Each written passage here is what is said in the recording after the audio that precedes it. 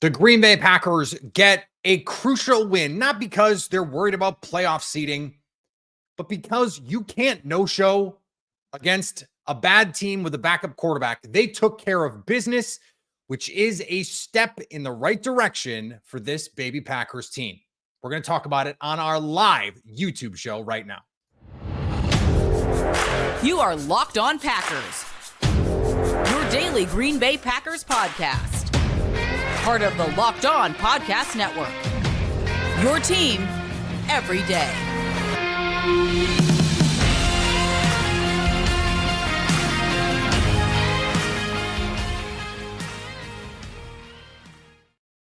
You are Locked On Packers, part of the Locked On Podcast Network, your team every day. I'm Peter Bukowski, and I cover the Packers for The Leap, a newsletter I would love for you to subscribe to. Follow me on Twitter, Peter_Bukowski. Follow the podcast on Twitter, Locked On Packers. Like us on Facebook.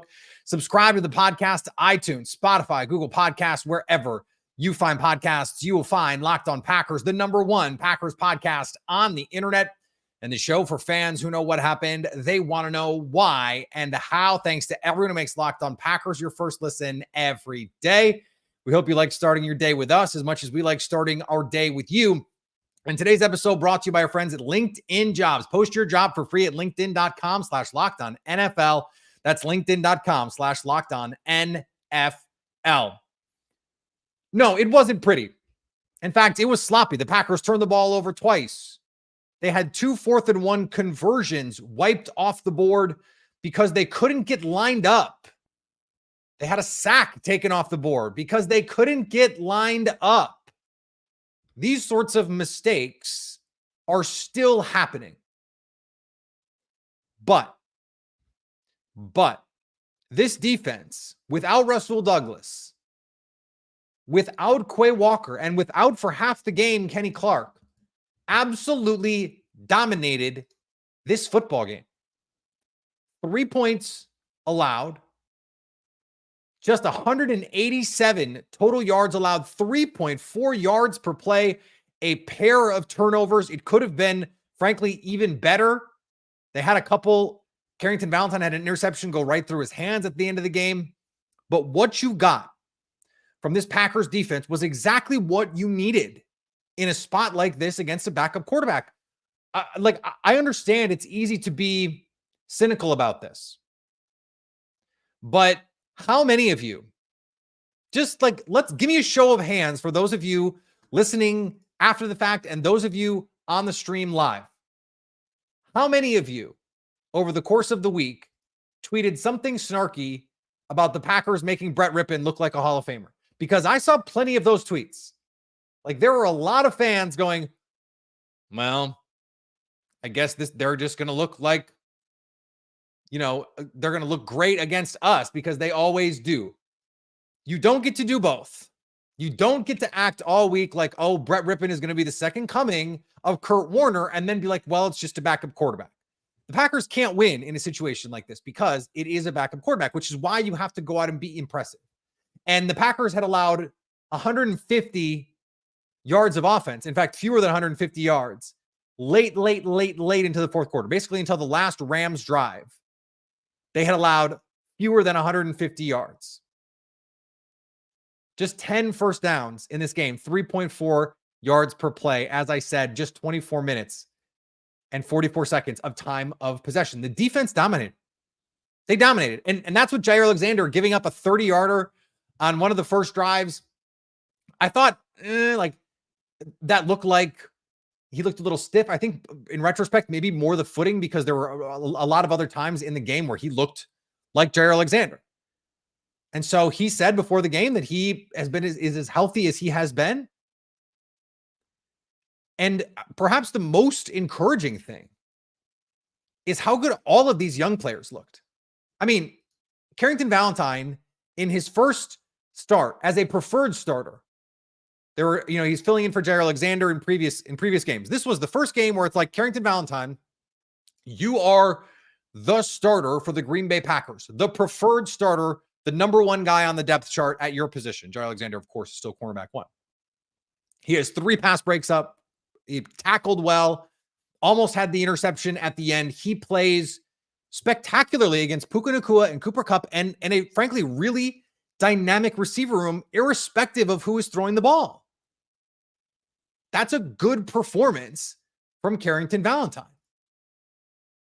You get a terrific set of performances from your young front players.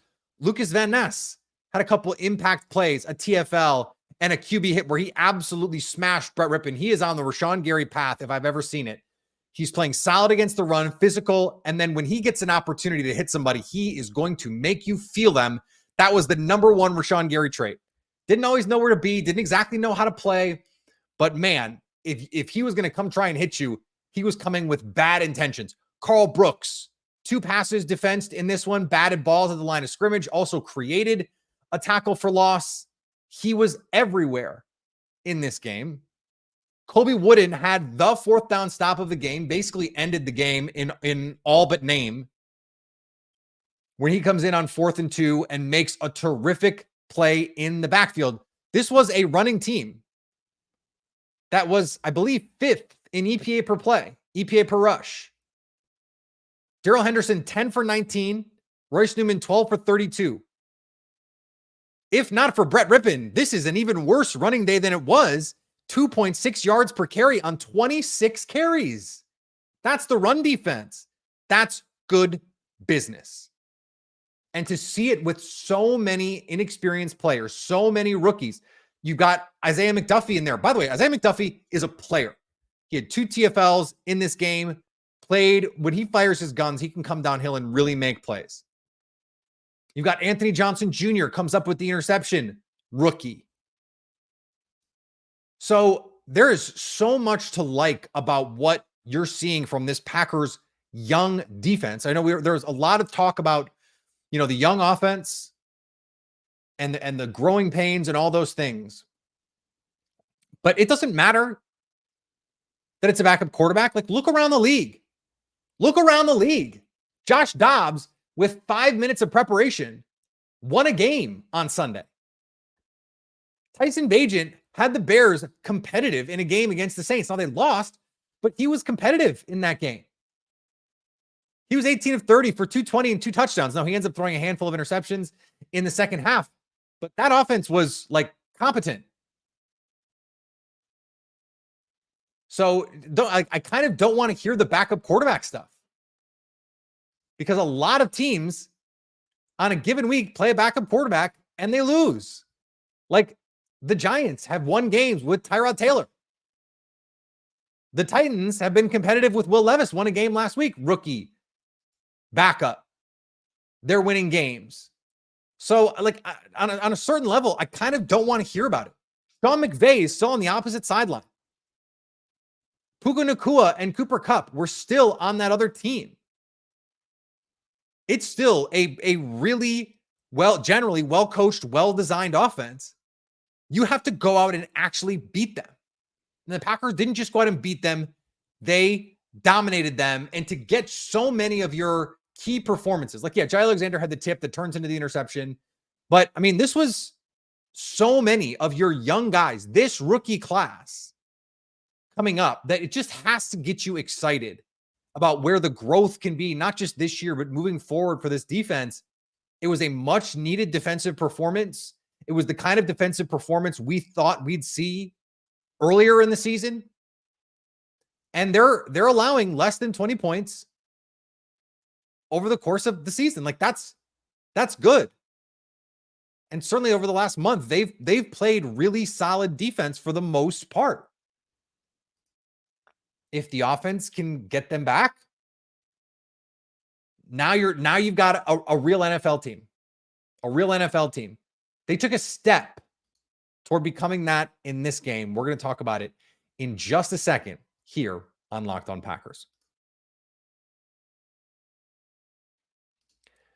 Today's episode brought to you by our friends at LinkedIn. These days, every new potential hire can feel like a high-stakes wager for your small business. You want to be 100% certain that you have access to the best qualified candidates available? That's why you have to check out LinkedIn Jobs. LinkedIn Jobs helps you find the right people for your team faster and for free. Simple tools like screening questions make it easy to focus on the candidates with just the right skills and experience so you can quickly prioritize who you'd like to interview and ultimately hire. It's why small businesses rate LinkedIn Jobs #1 in delivering quality and qualified candidates versus leading competitors. LinkedIn Jobs helps you find the qualified candidates you want to talk to faster. Post your job for free at linkedin.com/LockedOnNFL. That's linkedin.com/LockedOnNFL to post your job for free. Terms and conditions do apply. And thanks to everyone who makes Locked On Packers their first listen every day. Locked On is kicking up its NFL coverage with Locked On NFL Kickoff Live. Each Friday, Locked On will go live at 2 p.m. Eastern on every Locked On NFL YouTube channel. That includes Locked On Packers. Host Anitra Batiste, Jarvis Davis, and Kyle Krabs will break down every game on the NFL slate to get you ready for your team's matchups, your fantasy lineups, your betting angles, and more. Plus, get the in-depth local analysis from our stable of NFL hosts, that's me, across the country who know these teams better than anyone else. Find Locked On NFL Kickoff Live every Friday at 2 p.m. Eastern on Locked On NFL on any Locked On NFL YouTube channel.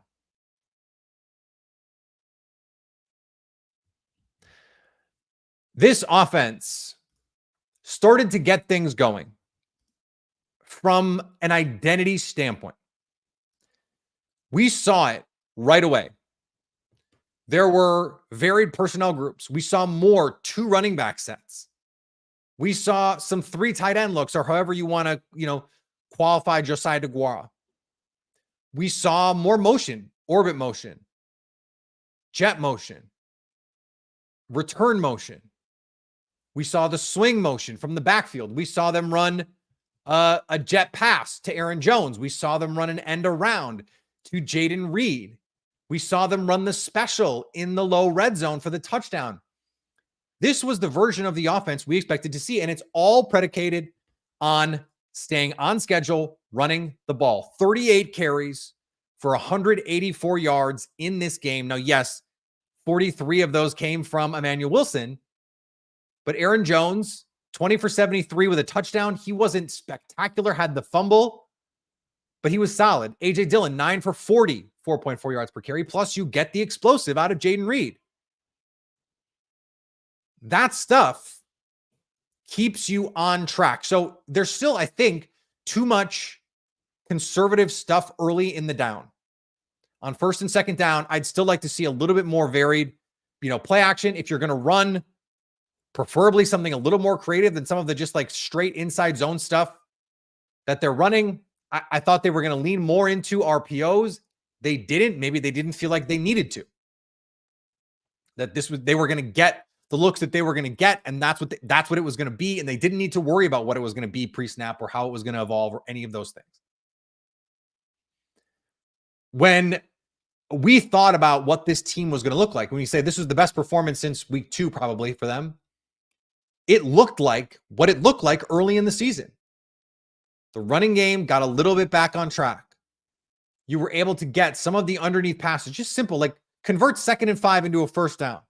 Out route, that's where Jordan Love excels. And Jordan Love, for all of the wailing and gnashing of teeth and rending of garments that happened in the first half, 20 of 26 for 228 and a touchdown, a 115 quarterback rating. Hits the big play to Christian Watson, misses the big play to Christian Watson. Yep, I get it. He's open. But made a couple beautiful throws, that 3-quarter sidearm delivery to Dontavian Wicks, who's becoming a featured member of this offense. Had 4 targets. Only Aaron Jones had more. Little 3-quarter sidearm delivery, sling it. And that's the thing that, honestly, that kind of bugs me about some of the baby throws that Jordan Love has, where it's just like, dude, you have the arm talent. And then he comes right back the very next play. Luke Musgrave, little sail route, beautiful. He's wide open. Luke Musgrave, keep your feet one time after you catch the ball and turn upfield challenge. He can't do it, but man, he is so big and so fast, and he's such a weapon. And in this game, we saw in the open field, he can just turn a 2-yard dump off into 7. And a lot of tight ends over the course of the last decade in Green Bay could not do that. Like Richard Rodgers getting the ball 2 yards downfield, and it was a 4-yard gain because he just wasn't able to do anything with it. It's a different offense when you get all of these guys going. This was the version of the offense. Like I said, 6 targets for Aaron Jones. He leads the team. You get 4 to Luke Musgrave, second. And then you get one of the rookies to step forward. Christian Watson, I'd like to see more usage from him on just easy stuff like they ran the crossing route. Picked up a first down on the very first drive. Third down, they get Dontavian Wicks on the crosser. Why is that not Christian Watson? Like, he's the fastest guy on the team. They're using him in some of the ways that they did in the first half of last season, where it seems like he's almost exclusively running downfield, nothing underneath. But part of that also is the limitations of Christian Watson. He's not someone who, like Romeo Doubs, on 3rd and 11, you get a little it's a little chair route, out and up stop. Love rips it, and you get a first down at the end of the half. There could have been another 3 points on the board here for the Packers. Like, that's a Romeo Doubs. That's Dontavian Wicks. That's Jaden Reed. That's not really what Christian Watson does. Now, I still think there is an offense you can build around Christian Watson. Yeah, we hope he's okay. He said after the game he's fine. Reported ribs or chest, back, and concussion protocol. But we don't know, if he's in concussion protocol, if he's, what the situation is. It sounded like they didn't let him speak to reporters because they said he was in concussion protocol. He could wake up tomorrow and be fine.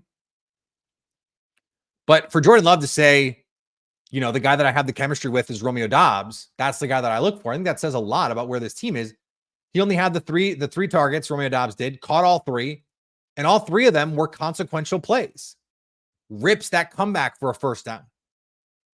Like, I think there's more that they can be doing with Romeo Doubs. They just didn't throw the ball, frankly, that many times because they didn't have to. The Rams are going to live in too high. So you just have to take what they give you. And in this game, that's running the ball. Now, the Steelers, they're going to play more single high safety. They're going to be a little bit more aggressive. They're going to come after you a little bit more. You have to have a plan for that, and it's got to be better than the plan last week against the Minnesota Vikings. But from an identity standpoint, I really liked what I saw. I thought this was the closest version from a philosophical standpoint of what we thought they would look like over the course of the season. There's still too many boneheaded mistakes. Guys blowing protections. This is a coaching problem too. Yosh Nijman leaves the game with an injury, but you have John Runyan Jr. who's hurt. He comes back in, but after a drive where Sean Ryan looks awesome. And John Runyan makes the mistake again. I understand. I didn't like the calls in either case on the neutral zone infraction thing. But once you get called once, then the second time, you can't push your luck. You can't line up in the same place again, or it seems like you're going to get called again. Now, I wish the refs would just let them play. It's not that consequential. There were a couple of calls in this game where it's just like, this is really how you're going to call this game? Like, come on. But you have Rashawn Gary loses a sack where he lines up in the neutral zone. Like, if he's 6 inches back, he's not in the neutral zone and he still gets the sack. You just can't have these mental mistakes.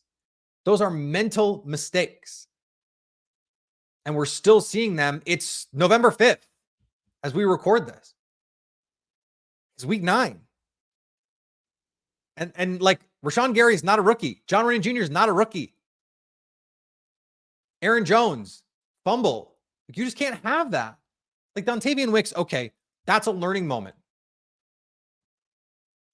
You want to be a bigger part of this offense, and I think he deserves it. And he blocks. Man, Christian Watson, I know he had just the one big catch. I was really impressed with him blocking in this game. I know that's like a hipster thing to say, football hipster thing to say, but he wasn't getting the targets. He could have moped. He could have sulked. He didn't. He went out and just blocked his ass off. Just blocked his ass off. That is such a credit to Christian Watson. As someone who has had some criticisms, especially this season, of Christian Watson, I loved to see that. Truly and genuinely loved to see that.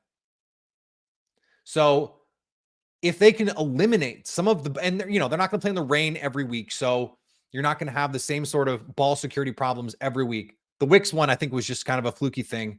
That ball bounces out of bounds 25 times out of 25. But the 26th time, it bounces inbounds right to Ahkello Witherspoon, who, by the way, I would have liked to see go out a little bit more. He's slow. You have all fast guys, like push the ball a little bit more down the field.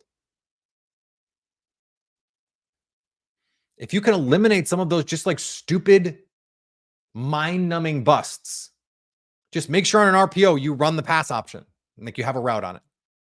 Vikings game. Make sure you line up in the right places. Don't false start in the 2-minute. And then Matt LaFleur, there were a couple times in this game where I just didn't understand what he was doing. There was a situation early in the game, could have kicked a long field goal. I believe it would have been a 55-yard field goal. Instead, they line up to try and draw the Rams off sides. They take the delay instead of taking a timeout and kicking the field goal. They punt. Why? At the end of the first half, again, this happened just last week. They waste a bunch of time. That's conservative nonsense. Just go try and score. Don't worry about leaving Brett Rippon time to go score. I know you don't trust your defense, but like, come on.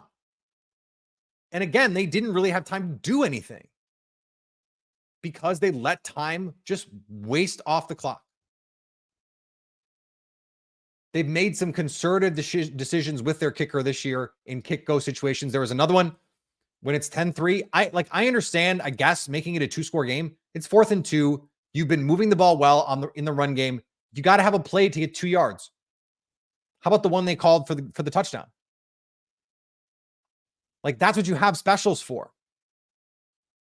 To get a potential like game-sealing touchdown in that spot. So why not do it? Why not do it? Now the Packers won. That's going to bother some people. I don't care, but we're going to talk about it in a second.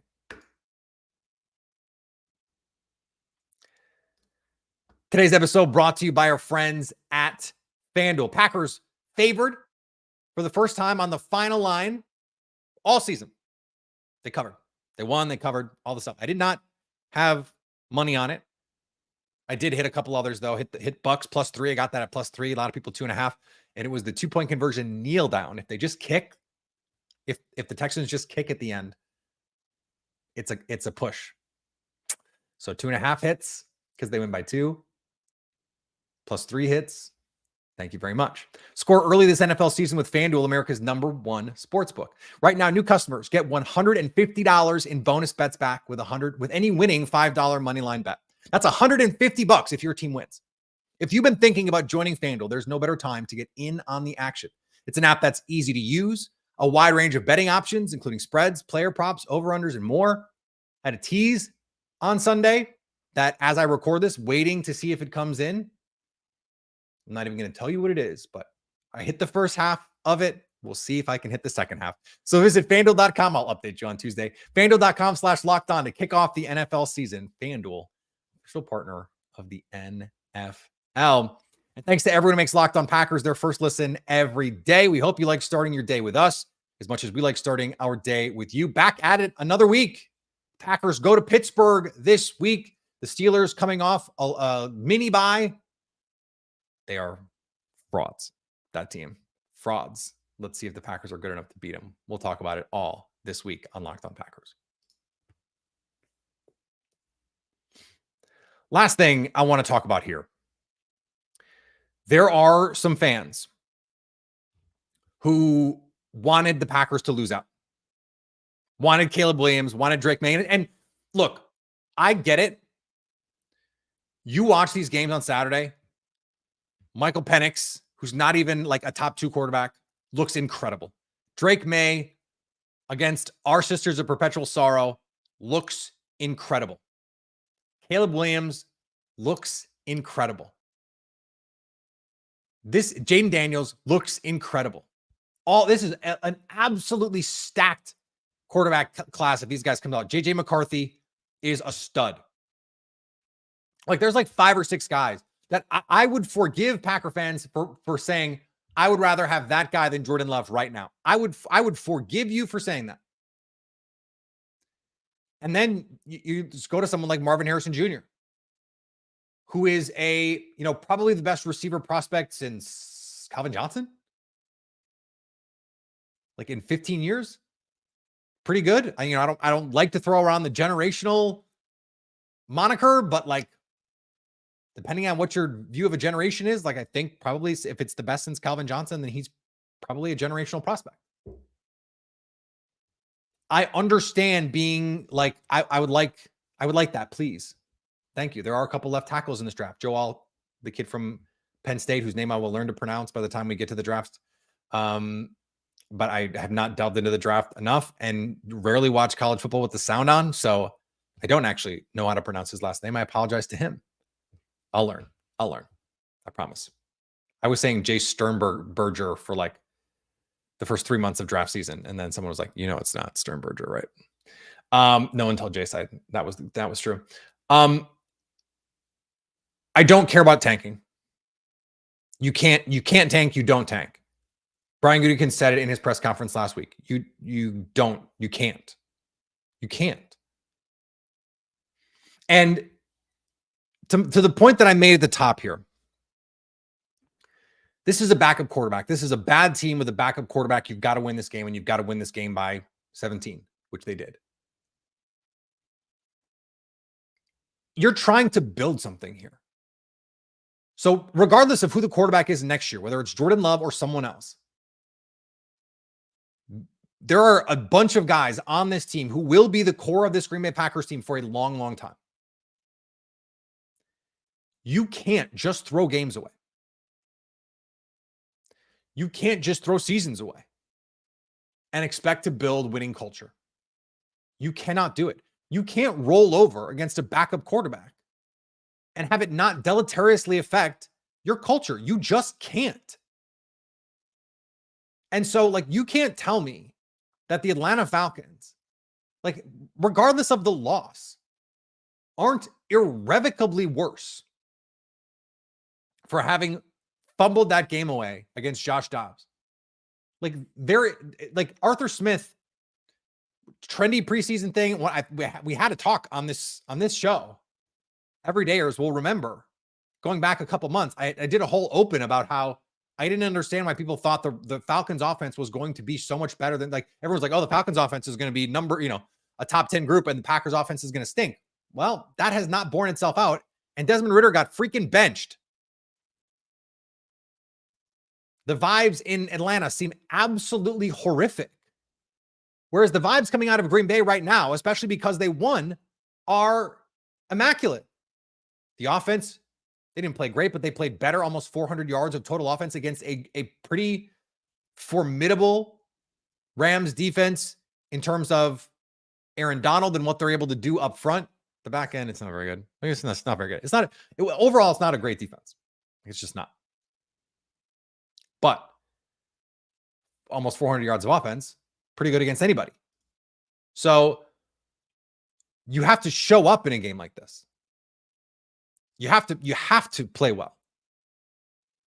And you can say, oh, well, it's a backup quarterback, but like against a bad quarterback, the Packers lost to the Falcons in the fourth quarter because the defense couldn't get a stop.